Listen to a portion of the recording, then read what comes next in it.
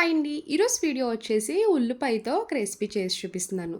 ఇదైతే old recipe అని చెప్తానండి. పాతకాలం పద్ధతిలో అయితే కట్టెల పొయ్యి మీద కాల్చి చేసేవారు. టేస్ట్ విషయంలో చెప్తున్నాను. చాలా చాలా బావుంటదండి. చికెన్ కూర, మటన్ కూర పెట్టినా కూడా ఇదే వేసుకొని తింటారు. అంత టేస్టీగా ఉంటది. ఇది చేసుకున్నప్పుడు మాత్రం రైస్ మీరు కొంచెం ఎక్కువే కుక్ చేసుకోవాలి. చాలా చాలా టేస్టీగా ఉంటదండి.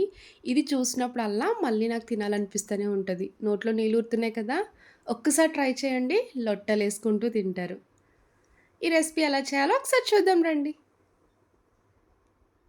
ఇప్పుడు స్టవ్ ఆన్ చేసి ఇలా పాన్ పెట్టుకున్నాక ఒక స్పూన్ నూనె వేసుకోండి. ఇలా ఆయిల్ హీట్ అయ్యాక 8 వెల్లుల్లి తీసి పైన పొట్టు తీసేసాక ఇలా కట్ చేసి వేసుకోవాలి. చిన్న సైజ్ వెల్లుల్లి అయితే డైరెక్ట్‌గా వేసుకోవచ్చండి. నేను కొంచెం పెద్దది తీసుకున్నాను కాబట్టి ఇలా కట్ చేసి వేసుకుంటున్నాను. వెల్లుల్లి వేశాక లైట్ గోల్డెన్ కలర్ వచ్చేలా ఫ్రై చేయండి. చూడండి వెల్లుల్లి అయితే చక్కగా ఫ్రై అయ్యాయి కదా! ఇప్పుడు ఎండుమిరపకాయలు వేసుకోండి. ఒక 10 వరకు వేసుకోవాలి. ఎండుమిరపకాయలు కూడా లైట్‌గా ఫ్రై చేయండి. ఎండుమిరపకాయ మీరు క్రిస్పీగా అయ్యే వరకు ఫ్రై చేస్తేనే లాస్ట్‌లో మెదుపుకోవడానికి ఈజీగా ఉంటది. వెల్లుల్లి ఫ్రై అవ్వడానికి టైం పడుతది కదండీ! ఇలా ముందుగా వెల్లుల్లి ఫ్రై చేసుకున్నాకే లాస్ట్‌లో ఎండుమిరపకాయలు వేసుకోవాలి.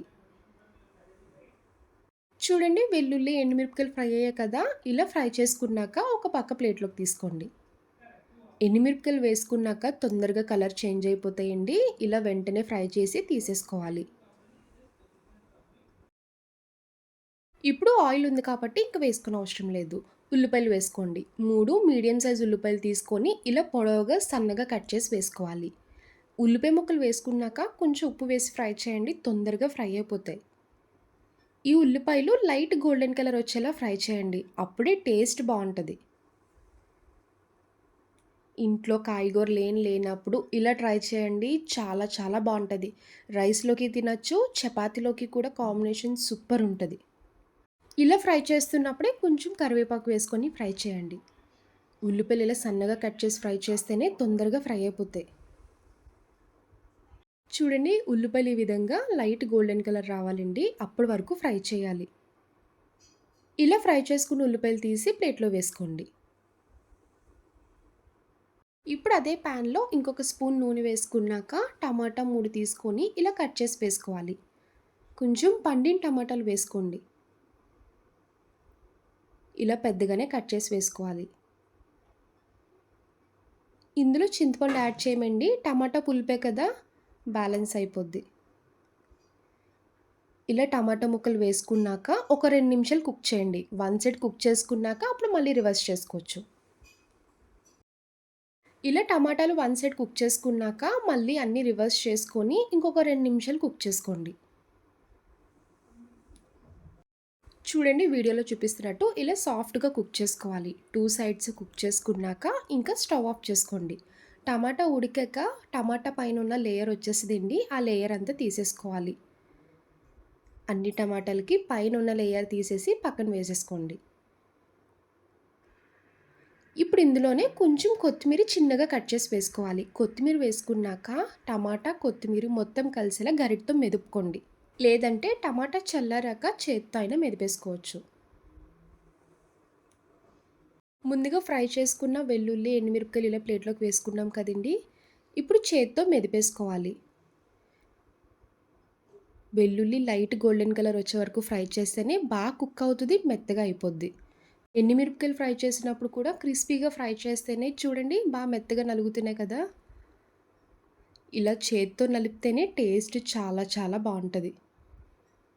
ఎండుమిరపకాయలు, వెల్లుల్లి మెత్తపడే వరకు కలపండి. ఎండుమిరపకాయలంతా ఇలా మెత్తగా మెదిపేసుకున్నాక ఇప్పుడు టమాటా గుజ్జు వేసుకోండి.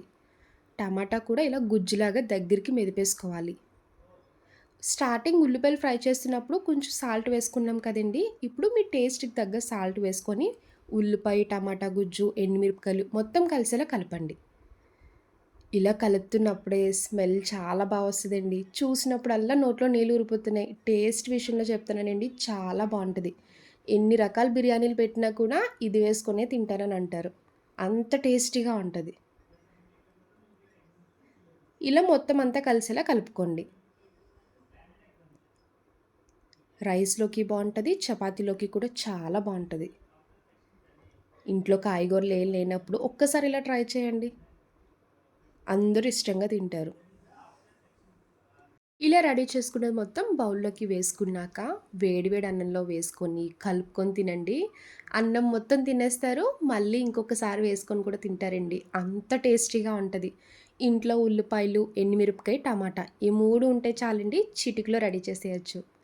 చూసారు కదా! నా రెసిపీ మీకు నచ్చితే లైక్ చేసి, షేర్ చేయండి. ఫస్ట్ టైమ్ చూసేవాళ్ళు ఎవరైనా అయితే ప్లీజ్ అండి ఛానల్ సబ్స్క్రైబ్ చేయండి. బాయ్ అండి.